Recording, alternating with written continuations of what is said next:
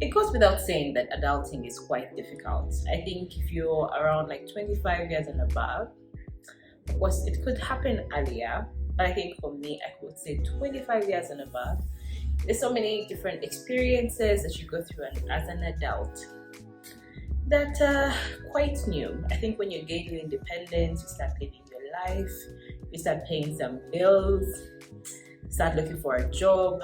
There is a way life really starts to come at you, and that's when you start feeling the weight of being an adult. Now, that goes without saying that part of those weights also include the pressures of meeting your day-to-day needs, meeting your responsibilities on time, and how mentally frustrating that can be. Okay? Now, beyond that, as adults, there's so many things we have to process. And one of the things I'm realizing is slowly by slowly, we are continually withdrawing from sharing what is happening to us. So you find people walking, all of us are moving, and truth is, we're all struggling. And where you see the biggest problem, greet someone today, say good morning, and then you say, how are you? How are you? Most of us are used to responding to it in a way that, you just say, I'm fine, because that's what everyone says. But if people were truly going to respond to that question, you would not even want to hear what people would have to say, because people are going through a lot.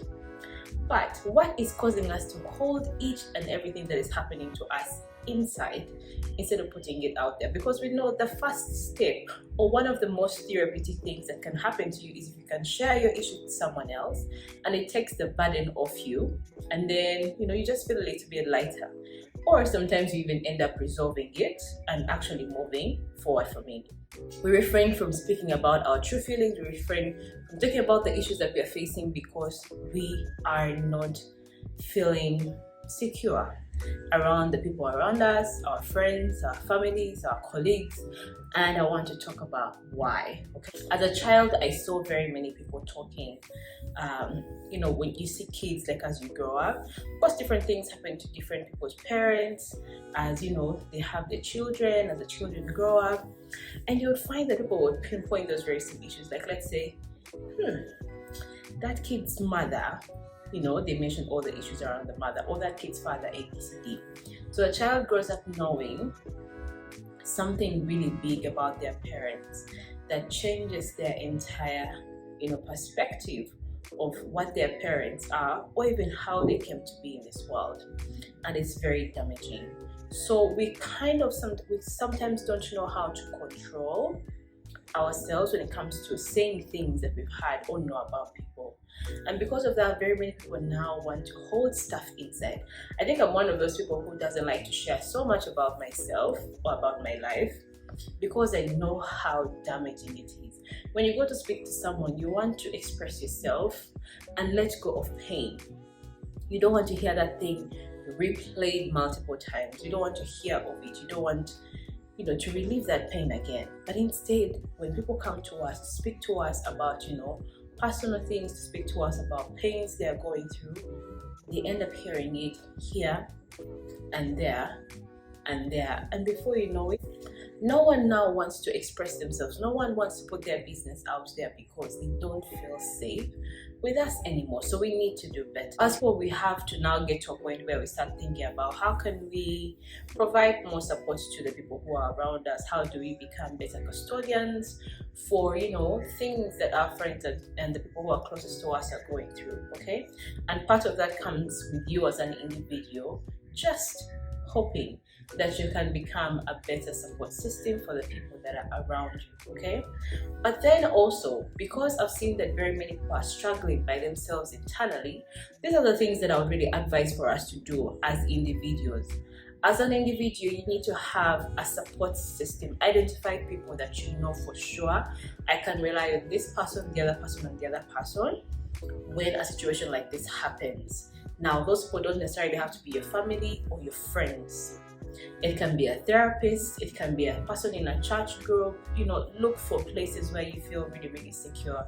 I know sometimes when you think about a support group, you think you have to entirely rely on the people maybe that you're blood related with or your close friends. But these are the people that you're going to be around most of the time. And if you have to relieve that pain, it will be very close to home. Yeah. So if you feel very comfortable speaking to a stranger and a therapist can work for you, I think therapy is a great way for you to get help and to be listened to without being judged. You can talk about anything you want, and if you find someone that you click with, I think this can really be a secure place for you to just speak to somebody and feel heard, yeah, and resolve some of the things that you're going through. Now, if you're part of a ministry, if you're part of a church, there's so many support groups like around churches, around ministries. Find one that really works for you, where you feel really safe. And sometimes there are pairings, with different people where you can click with somebody, and before you know it, you have someone that you actually gel with very well and you can speak to. One of the other advantages of being in a church group is because these are groups that are mostly focused around prayer and around God. So definitely you guys will have chance to also put some of these issues forward in your prayers, and you'll see a lot of good things happening for you. Okay. And besides just having like a proper support group, one of the resources that I found really great is YouTube. I think YouTube is a great place. You can find different types of topics. They speak on each and everything, like every scenario. Like just type in anything that you feel like, how can I process sadness? How do I process grief? What can I do when I feel lonely? What can I do when I feel sad? What can I do when everyone has left me? How do I rebuild myself? You can be very specific with your questions and find different resources just for you on YouTube, just so you can be able to grow yourself, inward, and make sure that you're feeling right again.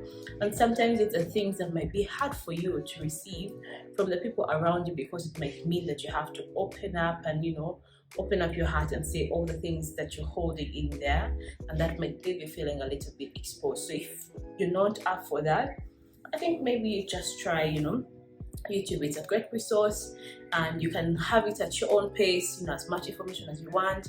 If you're not in there yet and you just want to take little bits of information, you can do that. If you're ready to just have like a very big transformation happening to you all at once, then you can also be able to do that.